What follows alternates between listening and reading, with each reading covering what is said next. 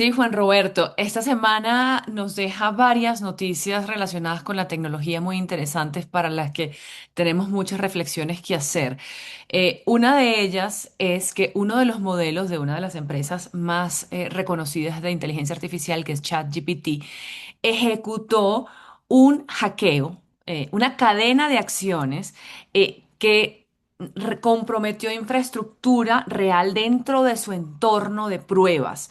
OpenAI, la empresa, explicó que estaban haciendo una evaluación interna de las capacidades de este modelo avanzado de inteligencia artificial y que redujeron los controles internos para que esta inteligencia artificial pudieran justamente ver cuáles eran sus capacidades. Y en este sentido terminó vulnerando los sistemas de otra empresa de inteligencia artificial que se llama Hugging Face para conseguir respuestas de un reto que estaba intentando resolver esta inteligencia artificial. Esto, por supuesto, deja muchísimas preguntas. Para hablar sobre esto, conectamos a esta hora con Samir Estefan. Él es consultor en tecnología, ya amigo de la casa. Samir, buenos días, gracias por estar con nosotros. Y comienzo preguntándole, hasta ahora habíamos visto que la inteligencia artificial de pronto tenía sesgos, alucinaciones, daba respuestas equivocadas, pero no había ocurrido esto. Explíquenos la dimensión de lo que sucedió esta semana. Hola Andreina, gracias por la invitación. Yo creo que llevamos un par de meses viendo un poco cómo está cambiando la inteligencia artificial y sus usos. Uno de los usos, digamos, en donde más se han enfocado los grandes laboratorios es en enseñarles a estas inteligencias artificiales a echar código, a escribir código, a ayudarnos a generar aplicaciones, etcétera, etcétera.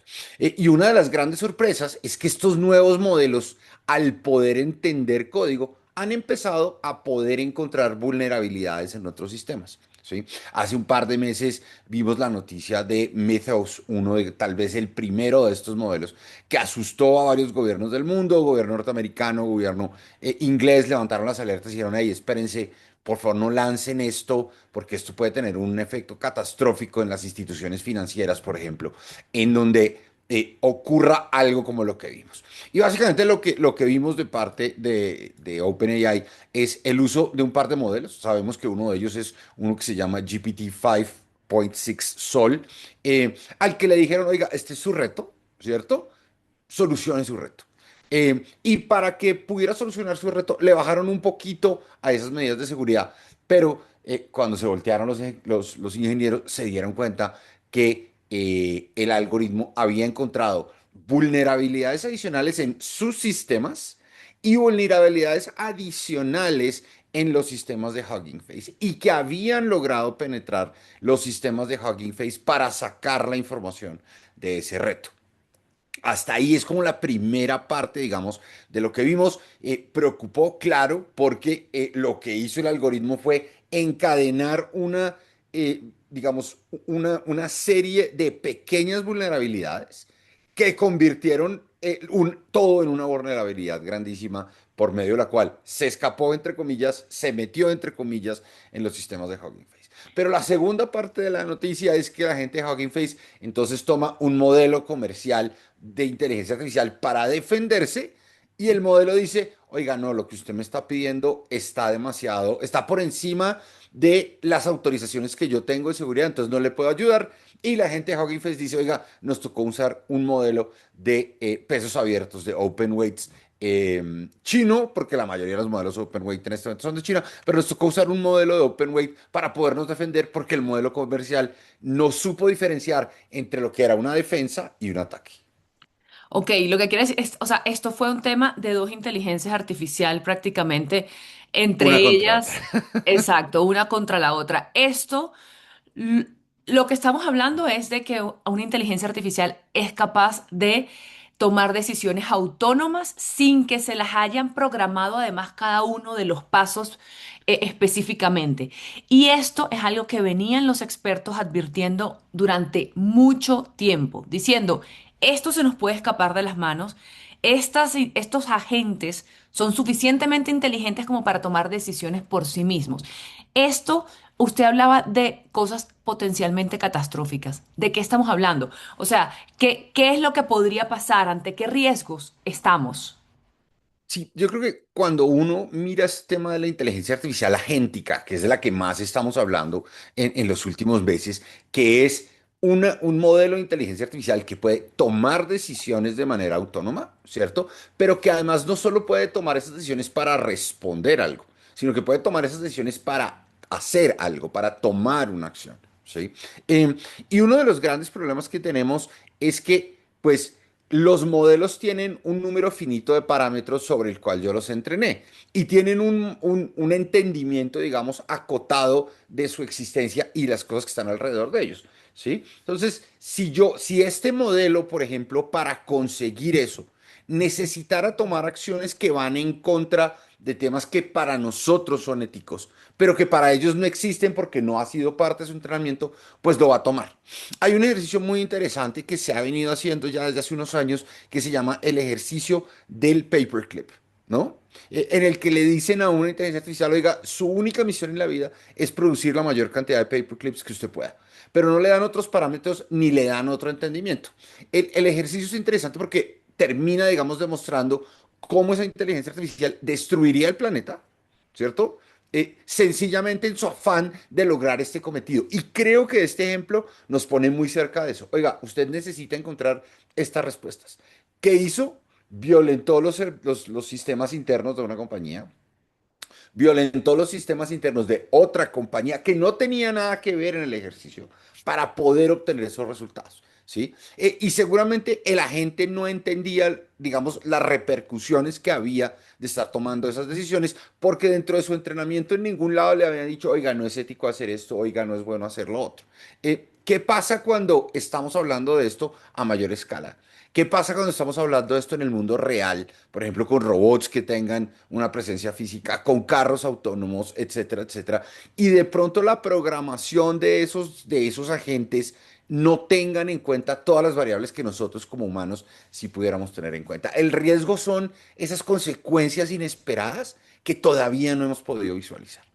Entonces, ¿quién es responsable por esto que sucedió ahorita? Pero en este caso creo que es OpenAI. Y déjeme le pongo un little grain of salt para este tema. Sí. Em, Esta es una gran campaña de mercadeo para OpenAI, ¿no? En medio del momento en el que está pasando la compañía. Pero es una gran campaña de decir, wow, los modelos de OpenAI son tan o más poderosos que los modelos de Anthropic, que los modelos de pesos abiertos que vimos anunciados la pasada de China, en medio de un momento en el que OpenAI y Anthropic se aprestan a hacer su oferta pública de acciones. ¿Cierto? Entonces también los pone un poco en el radar como, wow, siguen siendo los líderes. También existe otra posibilidad, y la posibilidad es que no se haya, entre comillas, escapado, sino que sencillamente la gente de OpenAI estaba jugando a ver, oiga, ¿a quién le podemos, o sea, este algoritmo que tenemos, qué tan potente es? Venga, y vamos probando. Y cuando la gente de Hugging Face se da cuenta y dice, oiga, pero además me estoy dando cuenta que viene de allá, la disculpa de OpenAI es, ups, qué pena, se nos escapó. ¿Sí? Entonces, yo creo que aquí hay ambas cosas, y creo que lo más importante fue lo que mencionaste al comienzo y es, para este ejercicio específico, la compañía bajó el umbral de algunas de esas restricciones. ¿Sí?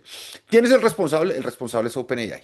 ¿Quién debería estar pendiente de esto? Todas las compañías, todas las instituciones, todos los gobiernos del mundo tienen que estar pensando que cuando nos enfrentamos a ciberdelincuentes, ya no solo nos estamos enfrentando a ciberdelincuentes que utilizan herramientas de forma manual, sino que utilizan esto. La semana pasada vimos una noticia de que Boko Haram estaba utilizando modelos de inteligencia artificial para planear algunos de sus atentados.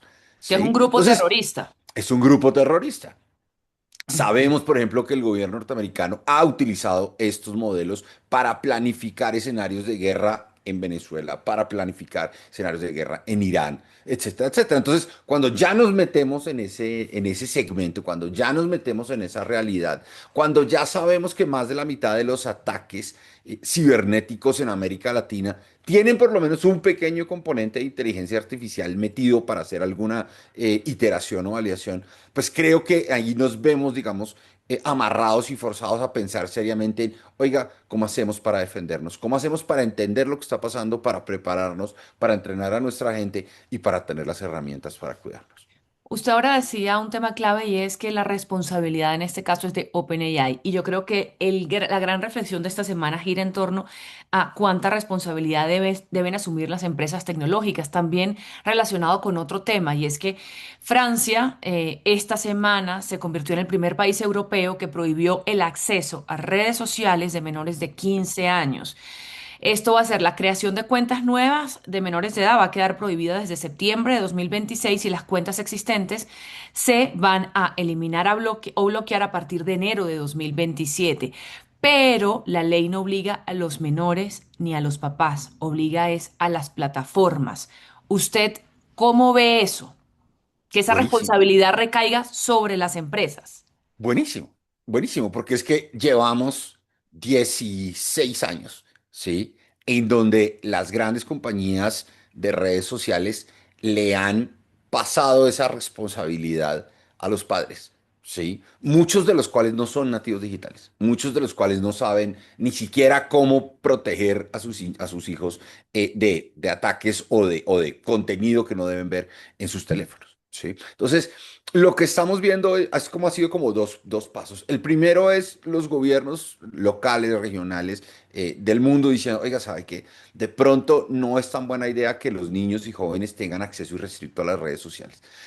Lo segundo es, hemos visto una cantidad grande de demandas diciendo, oiga, usted ha producido, usted ha desarrollado esta aplicación para que sea una aplicación adictiva de la misma manera que los grandes fabricantes de tabaco en los noventas crearon un producto que era adictivo y no le dijeron a la gente. Pero ahora el tercero es, ok, ahora la responsabilidad de poder evidenciar, de poder medir, de poder saber si su usuario es menor o es mayor de 16 o de 15 en el caso de Australia es 16, en el caso de Francia es de 15. Ayer en Colombia se pasó una propuesta similar en el Congreso de 16. Va a recaer en las redes sociales. No es tan fácil, ¿sí? No es tan fácil por dos razones. La primera es porque los jóvenes son, digamos, entre comillas, muy inteligentes para poder vulnerar esto, ¿no? Para poder hacerse pasar por mayores de edad. Pero sí creo que el decirle a las redes sociales, el decirle a las grandes compañías, oiga, usted es corresponsable, por lo menos, en la validación de las cuentas. En algo que ellos ya han dicho por años, no, yo ya ofrezco algunas medidas de protección para cuando el niño es menor de 15 años. Chévere. ¿Sí? Ahora tu siguiente paso es no solo lo ofrezcas, haz el enforcement necesario para asegurar que ese niño que tiene 15 años está protegido. Y no tienes que cerrar la cuenta, ¿sí? Lo que tiene que asegurar es, uno, que tiene todas las medidas de precaución. Dos, creo que en el caso de Francia, que cuenta con el permiso de sus padres, ¿sí? Y tres, asegurar que de una u otra manera esas medidas de protección funcionan para que el niño, por ejemplo, no lo pueda contactar cualquier persona, sino solo esos contactos que previamente se han aprobado. Entonces, creo que el pasarle la responsabilidad es interesante. Vamos a ver cómo se juega, porque las grandes redes sociales van a decir, oiga, esto no va a ser responsabilidad mía, esto va a ser responsabilidad de Apple y de Google, que son al final las dos grandes plataformas por medio de las cuales todos mis usuarios se conectan a mí a través de un teléfono Android, a través de un teléfono iOS, a través de un computador, ¿cierto? Pero creo que es un buen paso. Sin embargo, algunas voces ya reclaman el tema de la privacidad, porque dice, bueno, estamos entregando datos personales, fotografía del rostro posiblemente, documentos de identidad, muchos datos. Es decir, estamos entregando privacidad por seguridad. Y el problema en realidad no es privacidad por seguridad. El problema en realidad que se está, digamos, es esa ampolla que se está levantando, es en realidad, durante más de 20 años hemos podido navegar libremente sin tener que decir quiénes somos, ¿sí?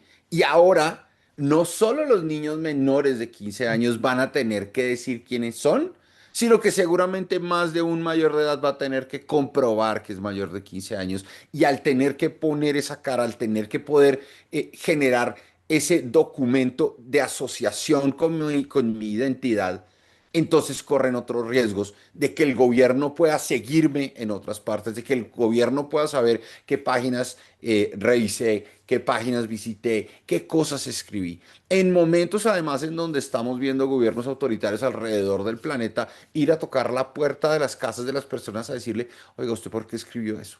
Y no estamos hablando de China, estamos hablando de Estados Unidos, ¿sí? cuando en la puerta de tu casa llega un oficial a decir, oiga, ¿usted por qué escribió en contra de esta agencia estatal? Este mensaje, ni siquiera salió a protestar. ¿Usted por qué en sus redes sociales escribió esto? ¿Sí?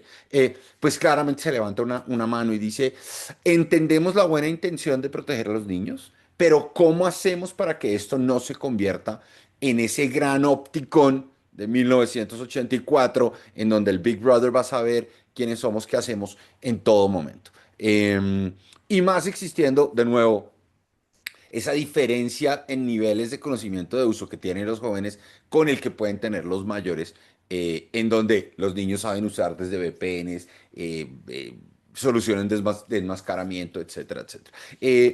Pero es un debate que va a seguir dándose. Yo de nuevo creo que sí tenemos que proteger a los niños sobre todo de tres cosas. El primero, que los puedan contactar personas que no los deben contactar. El segundo, de ver contenido que no deben ver. Y el tercero, de no poder usar de manera irrestricta las redes sociales a lo largo del día, porque básicamente pues se están perdiendo lo que está pasando en el mundo.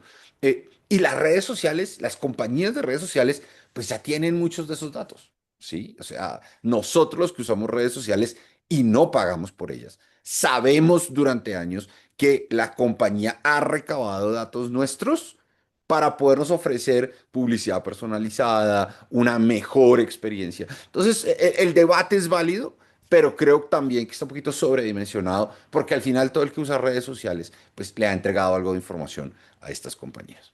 Bueno, y finalmente lo que debe primar es el interés de los más vulnerables, que en este caso, pues serían los niños, los jóvenes y los adolescentes. Y usted tocó un tema muy importante, pero ya se nos acaba el tiempo, y es que los jóvenes son muy creativos, ¿no? A la hora también de eludir estos controles, usan VPNs, pueden usar hasta identificaciones prestadas, que son otros retos que se le suman entonces a estas empresas tecnológicas para poder hacer efectivos esos controles. Samir Estefan, como siempre, un gusto hablar con usted de tantos temas. Estábamos cargaditos de temas tecnológicos. Que tenga un feliz resto de domingo. Muchas gracias.